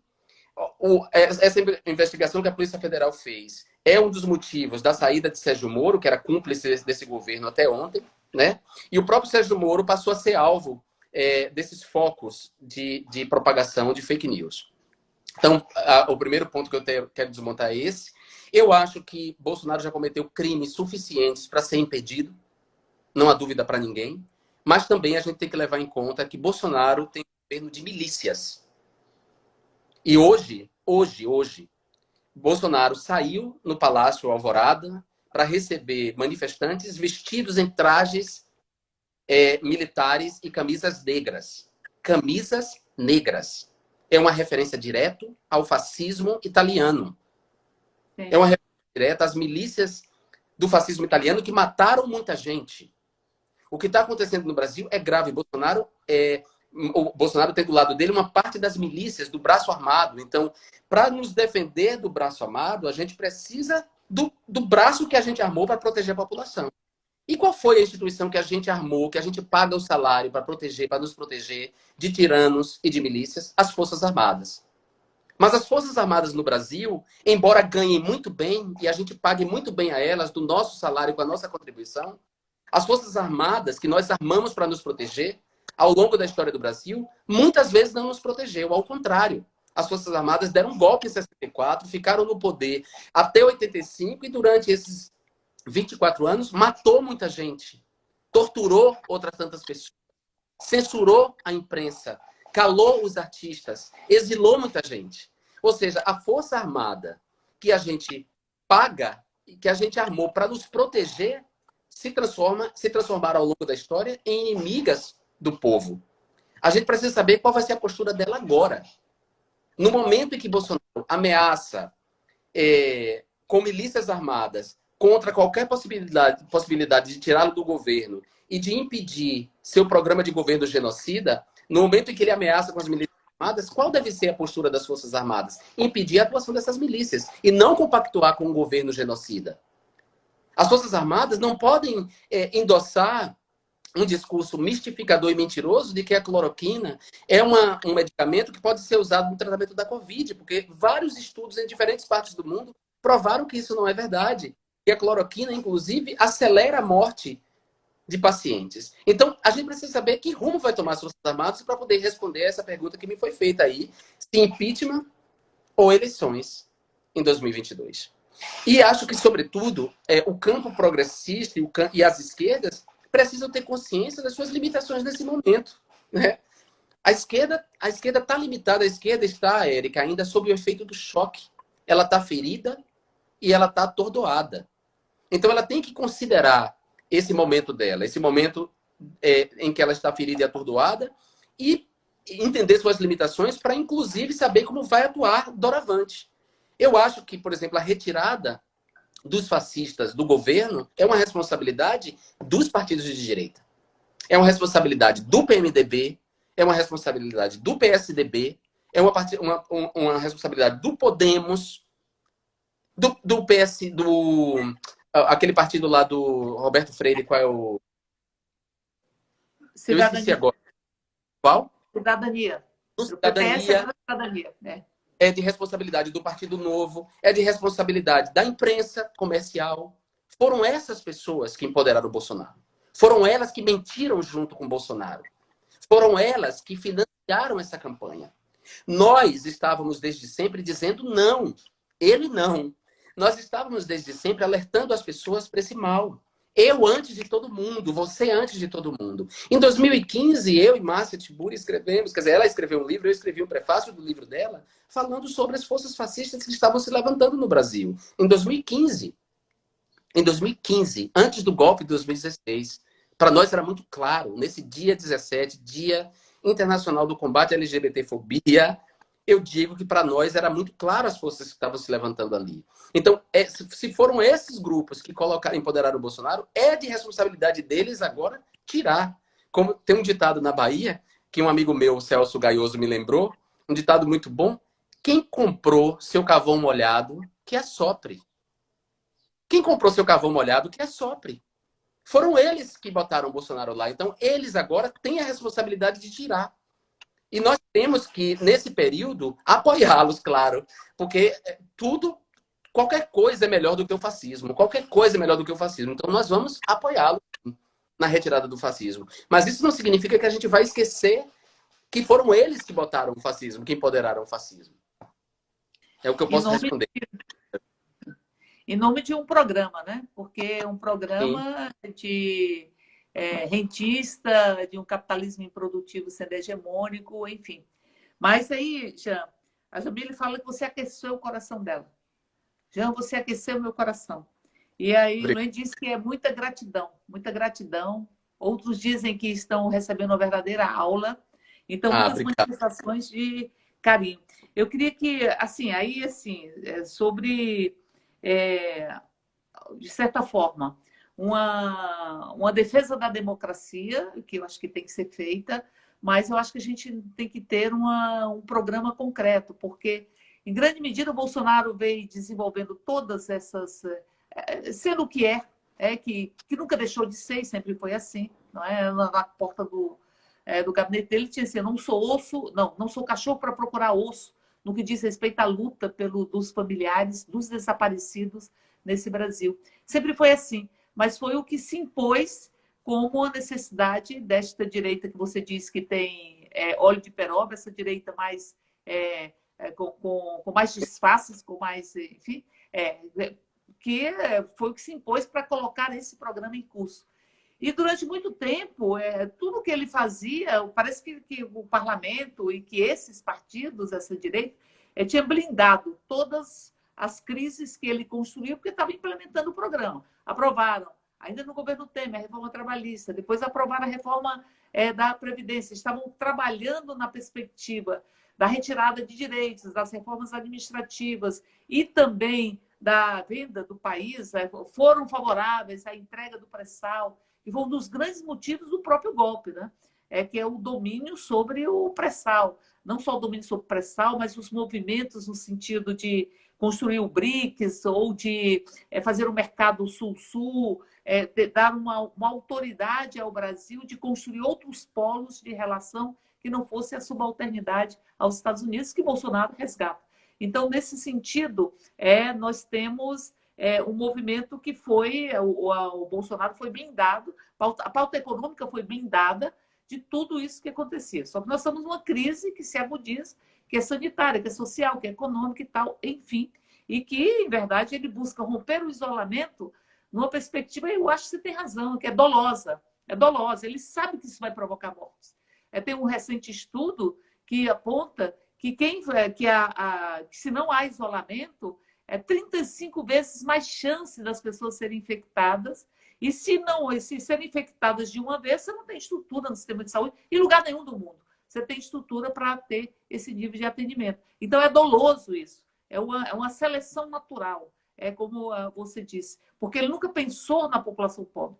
O Brasil, o orçamento não pensa na população pobre, as políticas não pensam na população pobre. Então, eu queria um pouco que você falasse sobre isso e sobre, inclusive, o que você acha da saída do Sérgio Moro, que foi cúmplice de todo esse processo e, aliás, foi um dos grandes articuladores da vitória de Bolsonaro através da prisão de Lula e tal, enfim, e que se calou frente aos ataques da democracia, se calou frente a Queiroz, se calou frente a uma série de coisas, e, inclusive, construiu uma das relações mais profundas com os próprios Estados Unidos no que diz respeito aos métodos da Lava Jato e também ao resultado econômico, inclusive, que os Estados Unidos teve nesse processo. Queria um pouco que você comentasse sobre isso. Sim, a gente não pode esquecer que o golpe de 2016 ele também corresponde a uma geopolítica, né? Ele também corresponde a questões geopolíticas, né? A disputas entre países dos recursos naturais, que são indispensáveis à vida, à existência, e ao controle desses recursos naturais, né? Então, tem essa dimensão, sim, essas questões geopolíticas no golpe de 2016. Ele é um golpe que foi dado também para desmontar um conjunto de políticas que estavam transformando o Brasil num gigante, né, na verdade, que estavam colocando o Brasil como um ator relevante no cenário internacional. O Brasil era um país em desenvolvimento, o Brasil era o país do futuro. E isso, claro, essa posição que o Brasil ocupava e as relações comerciais que o Brasil estabeleceu com outros países ameaçava a hegemonia dos Estados Unidos, sobretudo a hegemonia dos Estados Unidos na América Latina. Então, os Estados Unidos encontrou a política de Estado, a política do Departamento de Estado americano, a política internacional dos Estados Unidos, encontrou os teclas do Brasil, as pessoas que estavam dispostas a sabotar as políticas, o sistema político brasileiro, a criar instabilidade no sistema político brasileiro, de modo a interromper essas políticas, né? E quem estava tocando essas políticas que estavam transformando o Brasil num país em desenvolvimento, num ator importante no cenário internacional, quem estava tocando essas políticas eram os governos petistas. Então, era preciso desestabilizar o sistema político e derrubar os governos petistas. E o Sérgio Moro teve esse papel, né? Sérgio Moro ele foi esse agente infiltrado, esse agente do Estado brasileiro, um juiz de primeira instância, que atuou para sabotar essas políticas, para não sabotar as políticas, mas para criar instabilidade no sistema político, de modo que essas políticas fossem sabotadas. Ele foi cúmplice disso, ele agiu de maneira dolosa para prejudicar a candidatura do Lula, ele sabe disso, ele sabe que ele mentiu deliberadamente no processo, e ele sabe que ele ofereceu os serviços dele como ministro da Justiça assim que Bolsonaro foi eleito. Ele é cúmplice do Bolsonaro. E a saída do governo não redime ele de todo o mal. O Moro, em relação ao Bolsonaro, tem apenas uma camada de óleo de peroba na cara. Ele tem só esse verniz como diferença. Ele não é um tosco como o Bolsonaro, mas ele é muito parecido. Acho que tem uma ironia, Érica, nessa história. Por exemplo, você falou da bancada das fake news, né? Os deputados e deputadas que foram eleitos com base nas mentiras com base nessas campanhas de mentiras subterrâneas feitas pelas mídias sociais, feitas pelas e nas mídias sociais. Acho curioso que figuras que foram protagonistas desse processo de desinformação, de mentira, de ataque a reputações, de assassinatos de reputações, inclusive do assassinato de reputações de pessoas já assassinadas, como foi o caso de Marielle Franco, que depois de morta foi difamada de maneira vil, de maneira asquerosa, abjeta por essas figuras. O curioso é que essas pessoas que protagonizaram toda essa campanha de difamação agora estão presidindo ou participando da CPI das fake news. Quer dizer, é uma ironia. E é uma ironia que também diz muito do estado de desarticulação, do estado de atordoamento da esquerda. A esquerda ficou de maneira tão atordoada, que ela foi incapaz de, inclusive, liderar esse processo, de conduzir esse processo de investigação parlamentar do esquema das fake news, e deixou que figuras que se elegeram pelas fake news se apropriassem desse instrumento institucional, legislativo, de combate a essa verdadeira doença que são as fake news. Tem esse elemento, e eu queria voltar a um elemento do fascismo, né? Desse aspecto que se torna muito evidente no caso do governo Bolsonaro, a constituição dessas milícias, né? Dessas milícias, como não só as milícias que atuam no Rio de Janeiro, as organizações criminosas, mas as milícias voluntárias que foram hoje à porta da Câmara. É importante lembrar que em todos esses casos há um componente de ansiedade sexual que é impressionante, né? É impressionante a necessidade dessas milícias de afirmar uma masculinidade, de afirmar uma virilidade, de afirmar uma ordem masculina. É impressionante. E aí você vê, no caso do fascismo na Itália, os camisas negras representavam isso, e os 300 de Bolsonaro representam isso igualmente, né? A gente vê essa recuperação.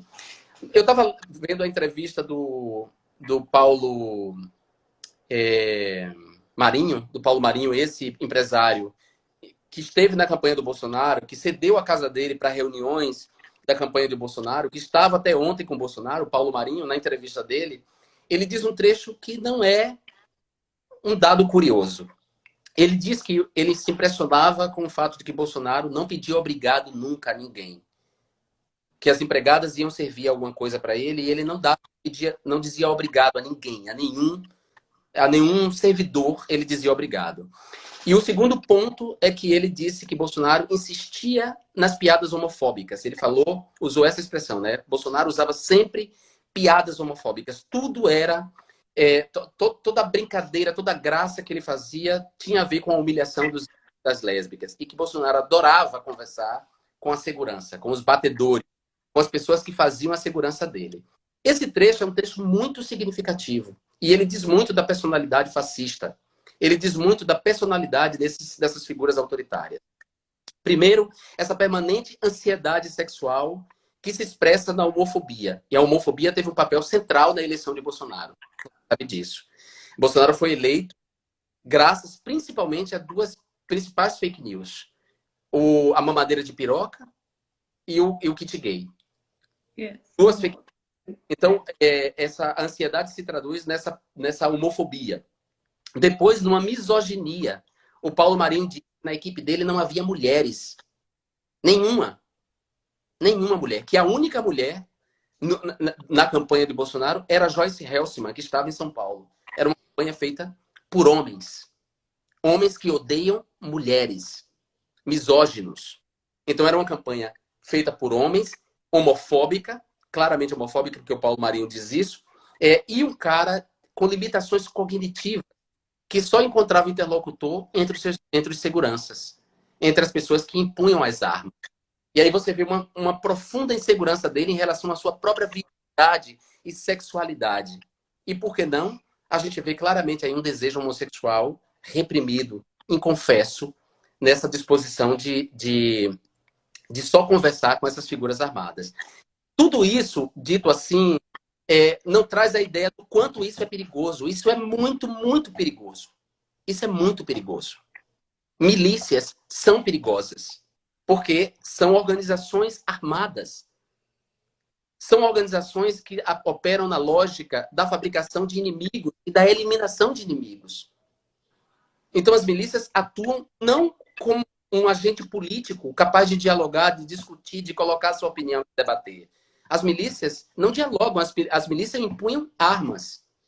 As milícias impunham armas contra os seus adversários. Tratam os adversários como inimigos, né? Essa é a lógica. E o fato de odiar mulheres e homossexuais faz com que nós, né, as mulheres feministas, nós, a comunidade LGBT, estejamos muito mais vulneráveis no ambiente em que essas milícias se constituem. A homofobia de Bolsonaro não é uma homofobia que vai ficar apenas na piada do tiozão, do pavê, do churrasco. Essa homofobia ela vai se traduzir em assassinatos. Ela vai se traduzir em violência física contra a nossa comunidade. Certo? A gente está vivendo no Brasil um retorno lamentável ao início dos anos 80. Né? A gente está vivendo um absurdo. A gente está vendo essa violência empurrar os gays para os armários, apesar de todas as conquistas que nós fizemos. A gente está vendo esse discurso... A gente está vendo a Covid-19, que é uma doença que não tem nada a ver com a sexualidade, sendo utilizada para responsabilizar os gays por ela. Então, há que se tomar muito cuidado com isso no Brasil. Sabe? E eu volto a dizer, Eric, é fundamental, uma vez que os homens de esquerda, os esquerdomachos, não conseguem um diálogo entre eles, é fundamental que vocês, mulheres, assumam esse protagonismo. De criar esse espaço de interlocução. É hora do gênero falar mais alto. Entendeu? Eu sei que eu vivi no partido, eu sei que há uma vida partidária, há instâncias partidárias a serem respeitadas, e não estou propondo um desrespeito a essas instâncias, eu estou propondo a abertura de um fórum outro, aberto de diálogo. É fundamental que isso seja feito. É fundamental, porque senão o Brasil não vai sair desse abismo, porque cair ele já caiu. Acreditava-se que não havia abismo que coubesse o Brasil. A gente descobriu que há um abismo que cabe o Brasil. Brasilianistas, historiadores da América Latina, historiadores do fascismo no mundo inteiro estão impressionados com o que está acontecendo no Brasil. E eles só encontram um paralelo na história que pode ser feito em relação ao que está acontecendo no Brasil, que é o nazismo na Alemanha. Sabe? A gente já pode dizer com segurança que o século XXI já tem o seu novo Hitler, que é Bolsonaro. Certo? E sim, esse governo Bolsonaro, embora eles lá utilizem a bandeira de Israel, eles são um governo antissemita. Embora haja pessoas da comunidade judaica levando a bandeira de Israel para essas manifestações, assim como leva a bandeira brasileira, embora haja, na verdade esse governo tem elementos claríssimos de antissemitismo. Claríssimos de antissemitismo. Então é muito sério o que está rolando aí e há que se tomar muito cuidado mesmo. O que sobrou das instituições e dos movimentos sociais, a gente precisa estar atento, a gente precisa dialogar entre nós e entender o que é que a gente vai fazer doravante se as instituições não tomarem a providência de interromper esse governo de fascistas. Entendeu? Com certeza. Tem métodos que são métodos fascistas, sem nenhuma dúvida. Mas aqui, olha, nós temos Jean Alagoinha, Bahia, você nos orgulha. Obrigado. Acho que é o Daniel que falou. Aí Deisiane que fala no Brasil perfeito, o Jean presidente. Que é o sonho, que você seja presidente. Não. Aqui você tem a Celina que diz muitas saudades. E também tem uma pergunta seguinte, era previsível tudo isso? Assim, penso eu que já tinha muitos sintomas sobre isso, né? Esse processo não começa agora. Ele começa no momento em que eles não ganham a eleição em 2014 e começam a ver que a saída eleitoral já não era a saída para impor esse programa. E ali se articulam. E tem toda todo indícios, né? Até o fato de, quando saiu as denúncias do Intercept, que Moro vai para os Estados Unidos, de que houve uma articulação. Lembro de uma fala que aconteceu dentro, acho que Hillary Clinton, ela falava em 2009, as democracias elas já não são suficientes, é preciso treinar os judiciários. Então, se buscou, são métodos muito semelhantes a alguns métodos que foram implementados nos Estados Unidos, que foram, inclusive, contestados depois, esse da delação premiada, esse da tortura, da prisão enquanto tortura para arrancar confissões, são confissões muito filtradas, muito direcionadas. e, ao mesmo tempo, o treinamento, porque houve a Operação Pontes e uma série de operações que houve treinamento, convênios que deveriam ter como autoridade central aqui no Brasil, pela legislação, o Ministério da Justiça, e o Ministério da Justiça não sabia que estava tendo procuradores que vinham para o Brasil e que participavam de treinamentos, pessoas que iam para os Estados Unidos participavam de treinamento, e que isso passou tudo ao largo das estruturas do Estado e da própria legislação. Então, veja, nesse quadro, já tinha muitos sintomas sobre isso, mas penso eu que eu queria que você falasse sobre isso, mas penso eu que foi um processo com muitos sintomas que foram se aprofundando. Você não tem raso da democracia que fica contido, né? Ele vai esgaçando o tecido e, se não tiver resposta das instituições, o caos facilita soluções autoritárias.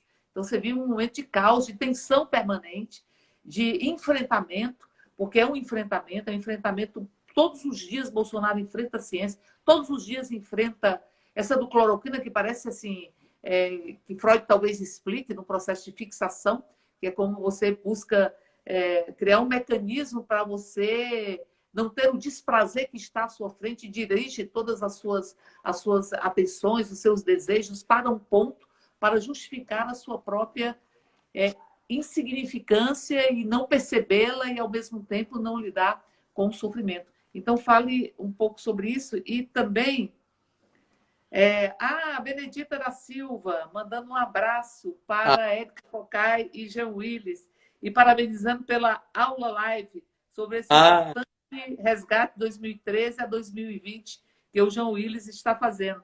A nossa Benedita, que a gente já chama de Benediva, assim como a gente também chama Erundina de Erundiva. São duas divas que nós temos. Um beijo grande, Bené. Beijo grande da nossa Benediva.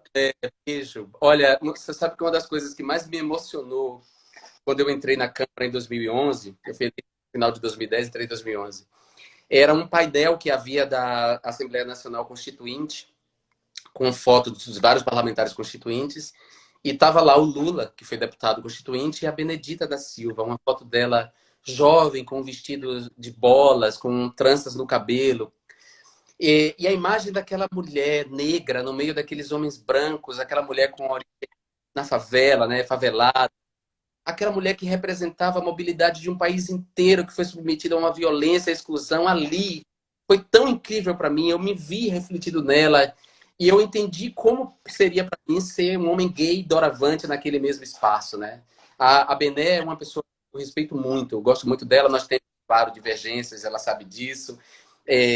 Mas apesar das divergências, a gente sempre se respeitou e sempre com muito carinho e muito cuidado. Obrigado, Bené. Muito legal. Acho que você, por tudo isso, você tem que aí fazer parte desse novo campo de interlocução que eu estou propondo, capitaneado, conduzido pelas mulheres dos partidos de esquerda, progressistas.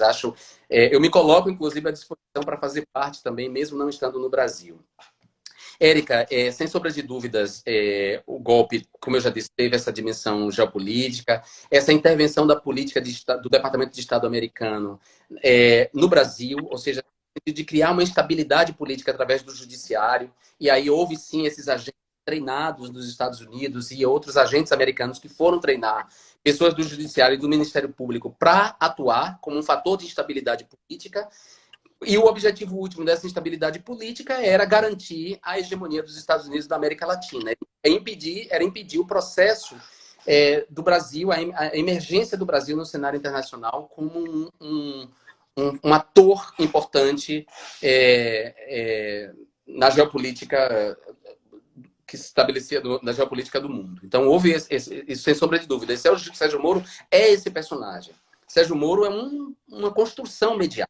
Sérgio Moro, ele é incompetente, eu não sei nem como ele conseguiu se formar, porque ele é estreito de repertório, ele fala mal, ele não fala bem, ele não articula, ele não tem oratória, eu não sei como ele conseguiu ser juiz, não sei como ele conseguiu passar num concurso público, né? Então ele é essa pessoa pobre, indigente de repertório, tem pouco repertório, ele produziu muito pouco saber no período que ele foi juiz, então ele era o tipo ideal para ser fabricado como como um herói, esse herói de pés de barro, né? Então foram os meios de comunicação de massa no Brasil que ajudaram na construção de Sérgio Moro como um herói, porque havia nos meios de comunicação de massa, nos seus donos, né? Não nos sabujos que trabalham nos meios de comunicação de massa, porque nesses meios de comunicação de massa tem muita gente decente, muita gente honesta, muita gente trabalhadora, muita gente competente, muitos jornalistas que eu aprecio, mas há muitos sabujos nesses jornais. Então, eu nem me refiro aos sabujos, eu me refiro aos donos dos jornais. Eles tinham interesse na construção de Sérgio Moro como herói, porque esses jornais tinham interesse em interromper as políticas que o PT vinha implementando. Então, ajudaram a construir Sérgio Moro como herói. E agora estão tentando salvar a pele de Sérgio Moro, porque Sérgio Moro, depois de ter feito parte desse governo de fake news, desse governo de bandidos, agora quer se cacifar. Então, os meios de comunicação estão tentando ajudar Sérgio Moro nesse sentido também. Acho que isso é evidente, assim, a Vaza Jato deixou isso claro, né, que a Lava Jato serviu como esse elemento de instabilidade política e esse elemento de atuação, esse elemento de, como dizer, de correspondência aos interesses americanos no Brasil. Há uma diferença dos Estados Unidos para o Brasil. Por exemplo, nos Estados Unidos, as elites americanas, elas têm todo o interesse em ver o seu próprio país como um império, né? Os americanos respeitam as Forças Armadas aqui nos Estados Unidos, porque as Forças Armadas não atuam contra o povo americano. As Forças Armadas americanas, eles promovem guerras em outros países. Eles invadem outros países, mas eles atacam o próprio povo, né? As nossas Forças Armadas não, elas são especialistas em atacar o seu próprio povo. Elas são especialistas em ceder aos interesses de outros países, não ao interesse da sua nação. Isso é tão grande, tão grande, que há uma série americana que passa na HBO, chamada Westworld, e nessa terceira temporada de Westworld, eu vou dar aqui um pequeno spoiler, me perdoem, mas é um pequeno spoiler. Nessa temporada, há uma cena chocante em que o dono de mega empresa de comunicação americana tem um encontro secreto com o presidente do Brasil em 2058, ou seja, a série se passa em 2058. E nesse encontro entre o presidente do Brasil e esse CEO de uma mega corporação, nesse encontro fica clara a maneira como os Estados Unidos veem o Brasil como uma republiqueta de bananas a serviço dos seus interesses. E aí o personagem diz para o presidente do Brasil: ou você atua, ou você atende aos meus interesses, aos interesses da minha companhia no seu país. A minha companhia está no seu país, eu quero que você atenda aos interesses da minha companhia, porque senão, em uma semana, eu tiro você e sua família do Palácio do Planalto e escolho para presidente, deixo. Aí ele aponta entre os militares que estão fazendo a segurança do presidente, ele aponta: talvez aquele ali, eu escolho aquele como presidente. Ou seja, a visão dos Estados Unidos é que o Brasil tem uma força armada sempre disposta a atrair o seu próprio povo e atender aos interesses americanos. Então esse elemento está aí presente. Está presente no impeachment da Dilma e está presente na eleição de Bolsonaro, né? Um outro elemento que eu acho curioso, que é anedótico, além da anedota de que são os grandes propagadores de fake news das eleições de 2018, que agora conduzem a CPI das fake news, além dessa questão anedótica, né? Eu acho anedótico também que as figuras que se elegeram na cola de Bolsonaro, como Witzel, o governador do Rio de Janeiro, e Dória, o governador de São Paulo, agora são os inimigos do bolsonarismo e estão sendo alvo do ataque que o bolsonarismo fez a nós, a mim, a você e a outras figuras do campo progressista.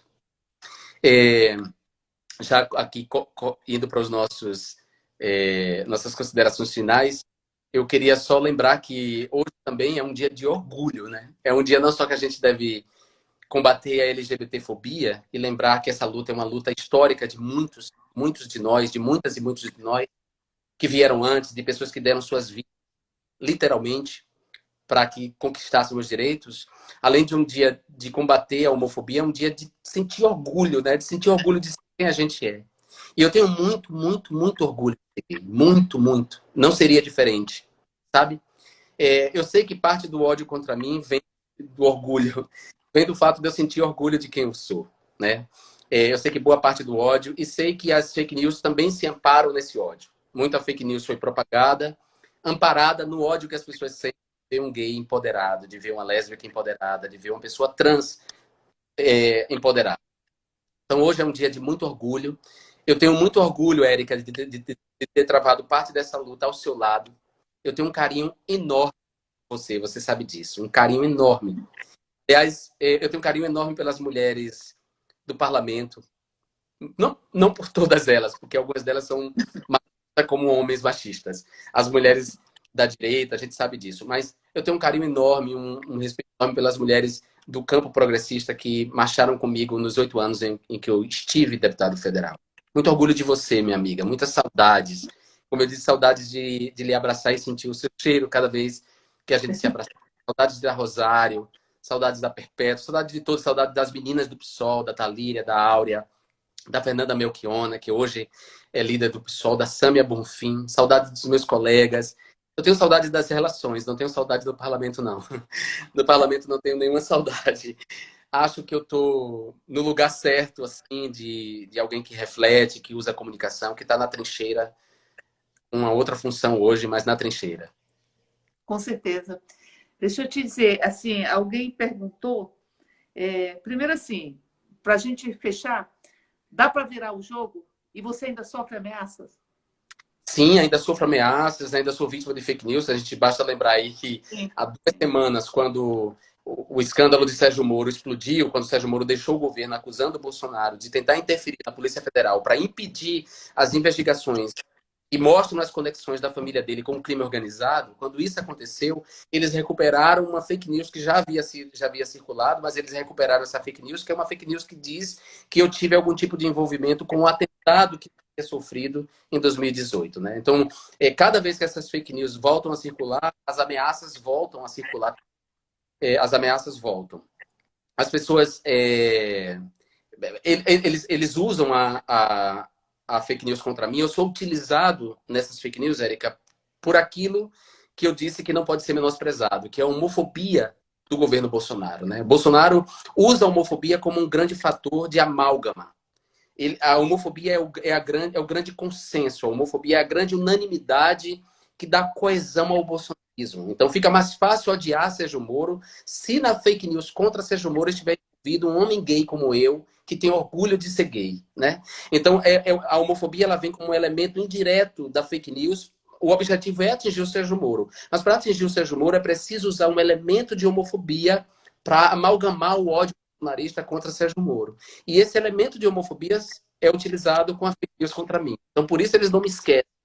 Por isso o bolsonarismo tem utilizado recursos públicos, e não são poucos recursos públicos, porque nós contabilizamos 11 parlamentares envolvidos nessa rede de propagação de mentiras. Ou seja, 11 parlamentares cometendo crime com dinheiro público. São 11 parlamentares, então são recursos públicos utilizados nessa difamação. É todo um aparato de Estado utilizado para destruir uma pessoa, que sou eu, que sou só uma pessoa. Que sou só uma pessoa. E sou uma pessoa honesta. E sou uma pessoa decente, sou uma pessoa que gosta das outras, e sou uma pessoa que dei a minha vida inteira para fazer o bem, né? Para construir o bem não só para mim, o bem para os outros, porque tudo que eu fiz na minha vida não foi só para mim, foi para os outros, né? Eu sou uma pessoa boa, eu não entendo como é que esses caras, mesmo eu tendo afastado, eles já me tiraram tudo, eles me tiraram o meu país, eles me tiraram o meu mandato, eles tiraram a minha família, eles tiraram os meus amigos, eles me tiraram praticamente tudo. E mesmo depois disso, toda vez que eles fizeram contra mim, eles continuam me atacando, eles continuam me difamando, destruindo a minha reputação, botando em risco a minha família. Eu queria entender por quê. Claro que eu sei que tem a ver com isso, com a utilização da minha imagem para mobilizar essas hostes de odiadores, hostes de criminosos homofóbicos, né? Eles fazem isso. E eu fico pensando quando é que isso vai acabar. A gente está aqui fazendo toda uma conversa para buscar entender e os caminhos da fim. Mas eu fico me perguntando quando isso vai acabar. Né? Quantos mais terão que morrer para isso? Então, é isso. Obrigado, Érica. Obrigado mesmo por tudo, por todo o tempo que tivemos juntos aí presencialmente, todos os projetos que a gente fez, todos os seminários LGBTs que nós fizemos, que lamentavelmente esse ano não vai poder ser feito, por todos os abraços que demos, sabe? Por todo o colorido que levamos para a Câmara, por todas as bichas que levamos para a Câmara, toda a alegria que levamos para o mundo, sabe? Tem os versos de uma canção baiana, gravada pela Margareth Menezes. É um poema, eu acho que do Jorge Portugal, que ele diz assim: apesar de tanto não, de tanta dor que nos invade, somos nós a alegria da cidade. Apesar de tanto não, tanta marginalidade, somos nós a alegria da cidade. Então nós levamos a alegria para dentro daquela Câmara. E a gente vai levar ainda. A alegria vai vencer. Obrigado a você, obrigado a Maíra, obrigado a Sofia, obrigado a todo mundo que participou dessa live, todas as pessoas. Um dia eu volto, quem sabe? Vai voltar. Jean, é porque é a função que você cumpre na história, não é? Então, assim, tem um livro do Plekhanov, o Plekhanov, enfim, que diz o papel do indivíduo na história. Então, tem pessoas que cumprem uma função na história. É a função que... Um dia eu te falei isso, logo no começo do seu primeiro mandato, eu dizia, eu acho que você talvez não tenha a dimensão do que representa o seu mandato para a população. Mas não só isso, né? É aquilo que você sempre fala.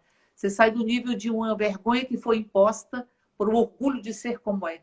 E esse orgulho, essa altivez, não é? Essa condição de quem eles querem silenciado, com o corpo marcado, é que provoca tanto ódio. Mas a gente ama muito.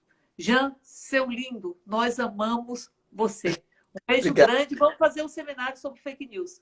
E você vai estar junto. Beijo grande. Eu quero indicar os nomes e eu vou estar também. Vamos fazer. Eu vou entrar em contato com você para a gente montar esse seminário. Você ajuda a organizar para a gente fazer essa discussão. E nós, mulheres, estaremos à frente desse processo. Por favor. Beijo grande, Jean. Beijo grande. Obrigado pelo momento. Muito Te amo. Eu também. Tchau.